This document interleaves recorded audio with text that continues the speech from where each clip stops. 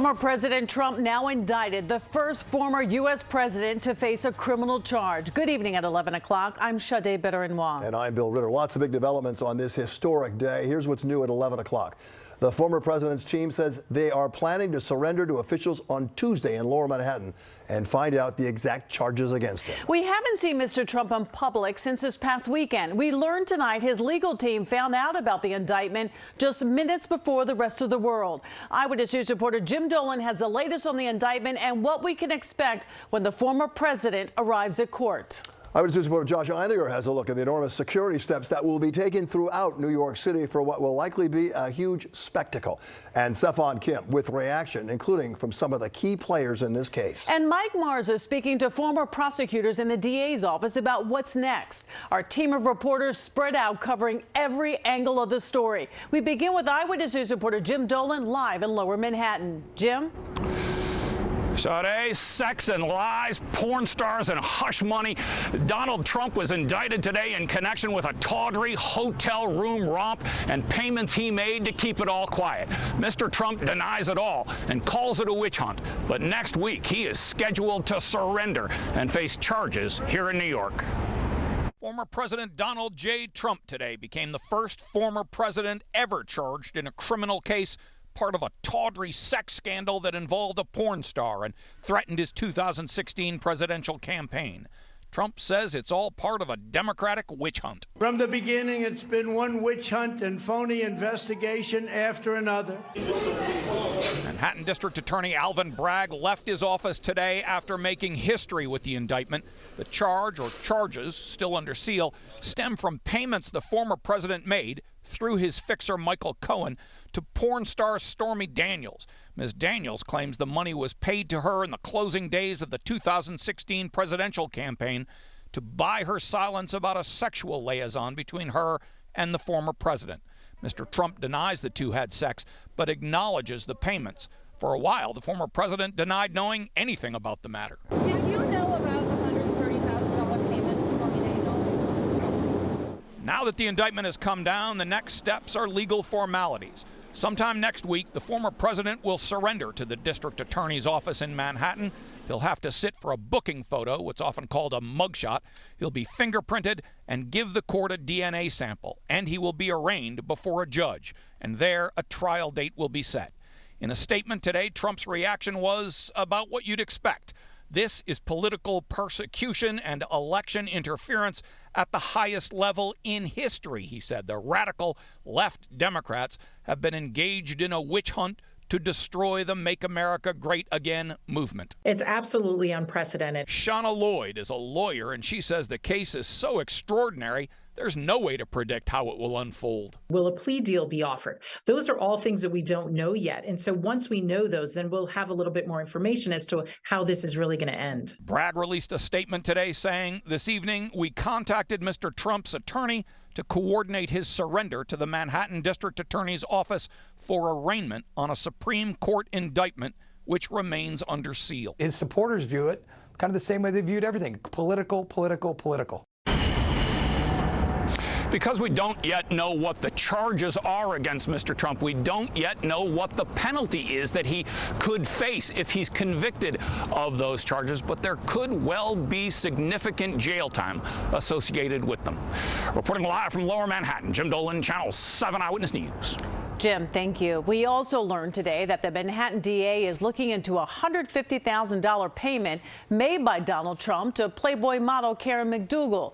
Like Daniels, McDougal says she had an affair with Trump. He denies it. McDougal was paid by the National Enquirer for the story, but the tabloid killed it instead of printing it.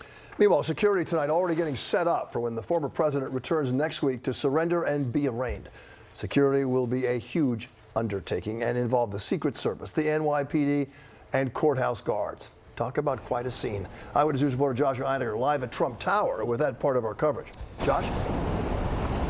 And Bill, things actually have been reasonably quiet throughout the evening here at Trump Tower since news of the indictment first broke earlier this afternoon. But this surreal saga is only just getting underway, and there are real security concerns for the whole city in the days, weeks, even months to come.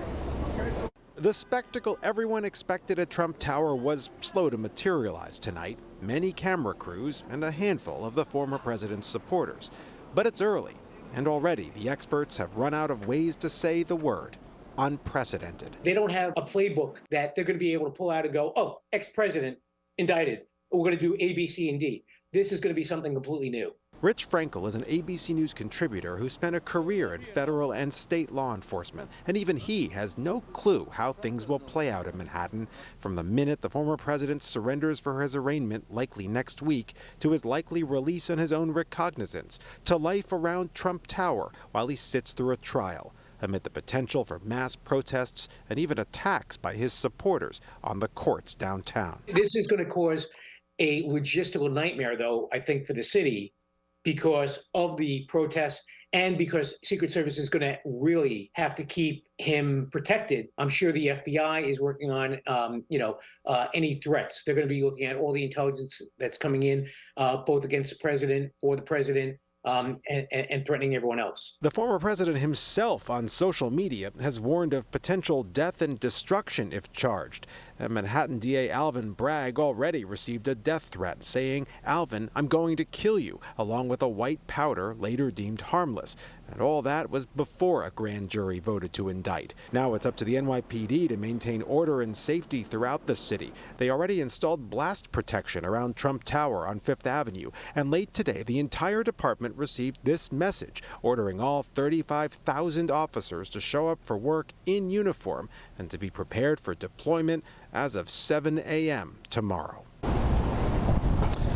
And at the very highest level of the NYPD, authorities have now had a couple of weeks to plan for an arraignment, and it does look like it could happen now this coming Tuesday. But what happens after that is really anyone's guess, and cops tonight are bracing for the worst.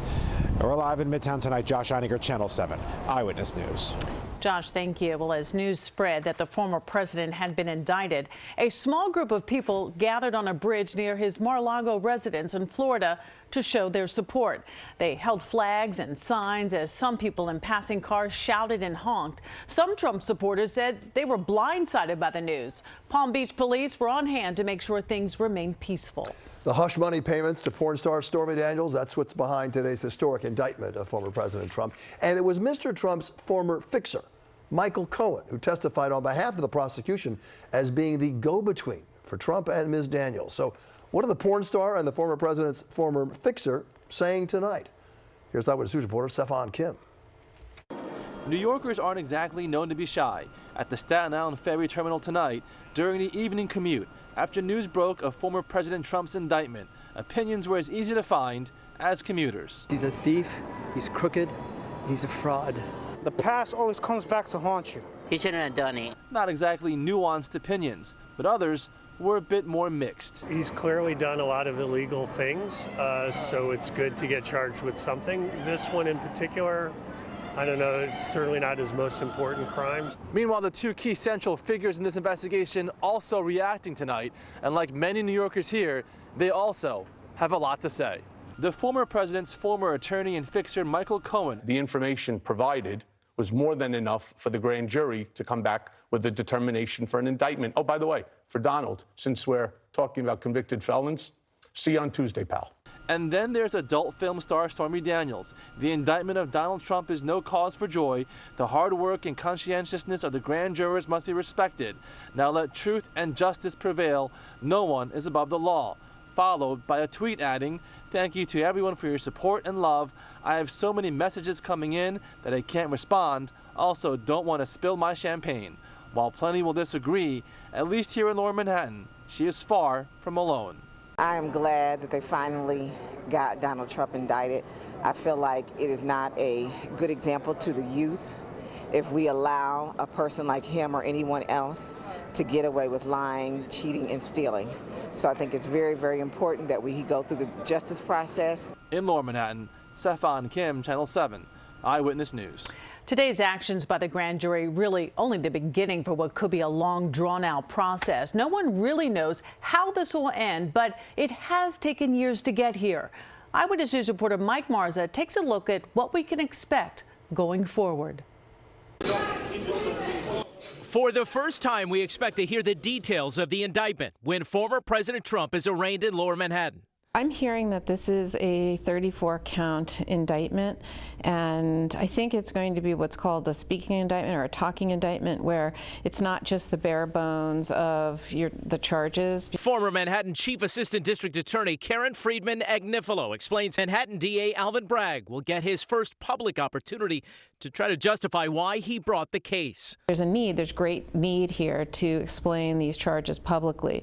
So I think we are going to anticipate some kind of speaking or talking indictment that will have language that talks about what exactly this is about. She says the charges Trump faces are likely felonies. The alleged crime for falsifying records of hush money payments to adult film star Stormy Daniels happened in 2016, 7 years ago. The statute of limitations for felonies in New York is 5 years, but there are exceptions. During the pandemic, during COVID, the Governor Cuomo, told the statute of limitations for more than a year, which means paused it, so that for all people. The second thing, too, is in New York, there's a provision where if you're continuously out of the jurisdiction for a period of time, that tolls the statute of limitations. And I can't remember the exact date, but at some point, Donald Trump changed his residency from New York to Florida. And while today's decision seemed sudden, she says it proved the intended secrecy of the process. I had zero inside information, and I would talk to friends of mine, and I couldn't even get them to blink at me if I said something. So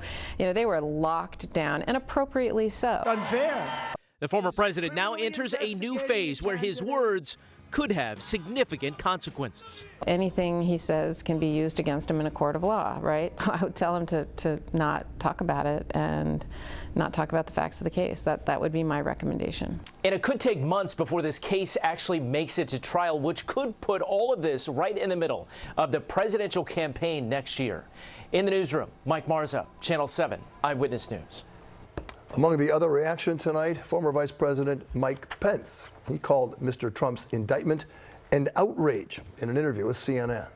I think the unprecedented indictment of a former president of the United States on a campaign finance issue is an outrage.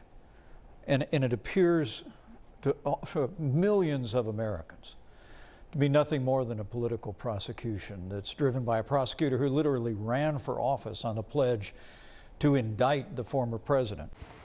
Mr. Pence, who is pondering his own run for president next year, avoided answering when asked if a conviction should disqualify Mr. Trump from becoming the Republican presidential nominee. And of course, all of this happening on top of other investigations into the former president. Special counsel Jack Smith is looking into Trump's efforts to overturn his 2020 election loss across the country and the classified documents found at his Mar-a-Lago estate in Florida.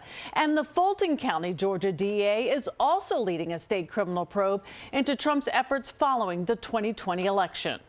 What a night and day this has been. We invite you to stay with Eyewitness News and ABC News as we await the specific charges against the former president and as he surrenders to face those charges here in New York next week. We'll be covering it the whole way, on air, online, and wherever you stream ABC 7 New York.